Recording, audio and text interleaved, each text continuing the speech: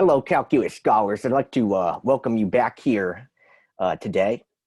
And we are actually going to be starting with doing some derivatives and interpreting them to help us analyze functions graphically today. And then next class, we will do Skill 26 video, which is on first derivative analysis analytically. So my biggest piece of advice is for you to get comfortable with the idea of taking the derivative and setting it equal to 0. And this is kind of important actually, because we hear about things like maximums and minimums of graphs. So maybe I have an econ like profit maximization. And it turns out that when the derivatives are equal to 0, we get what we call those critical points, like in pre-calculus. That's why we love, that first derivative analysis.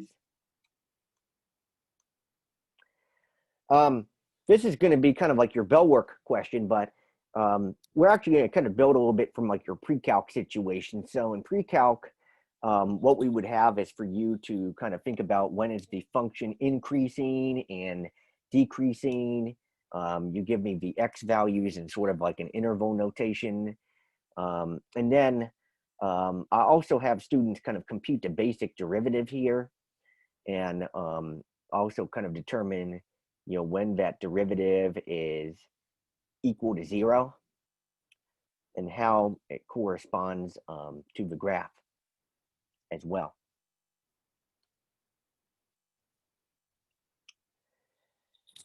So in pre-calc, we have factoring. We had things like finding points of discontinuity, finding zeros. We could maybe make sign charts by plugging in different x values. But we kind of expedite here in choice 2, where you can take like first derivatives and eventually second derivatives. And if we know how to do that, we can actually determine when a graph has a critical point, when there's like a maximum or a minimum that's going on. And it can actually assist us in being able to come up with almost a perfect graph. So this is going to be very important for the next 2 days. And this is going to be finding based off of, so like I'll have f prime of x is equal to 0, for instance, in the problems. So what that means basically is that there is a critical point.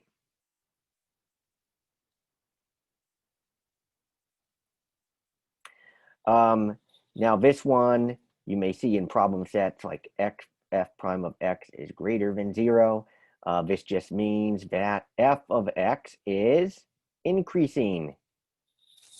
So when your derivative is greater than 0, that means that your graph of the original function is increasing. And then for this, f prime of x less than 0, this just means that our original function is decreasing. Changes from positive to negative. I think what's kind of helpful here is that if our graph increases and then decreases, this just means that we have a maximum, like a local maximum. And then for the other way around, we're going down and then we're going up. So that gives you a local minimum. So this chart is mucho importante for both the A scale, or the skill that you're going to be working on Delta Math next class, and the skill that's going to be on the next video as well. So please make sure that you are translating the geek speak into plain English and vice versa, and it's going to really help you on the Delta Math problems. So I'm going to have a separate video that's going to kind of show you some of the Delta Math problems. And I would really like you to, on that video, make sure that you are kind of recording the Delta Math problems. I don't need the exact graphs, but I just need a summary of those problems.